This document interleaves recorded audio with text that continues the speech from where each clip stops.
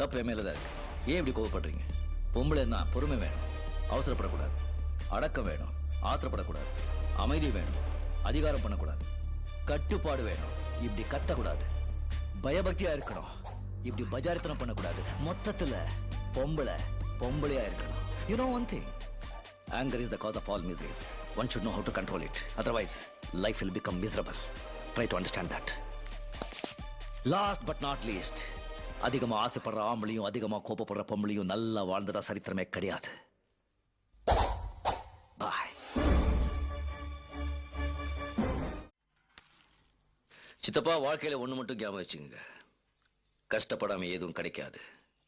கஷ்டப்படாம கிடைக்கிறது என்னைக்குமே நிலைக்காது.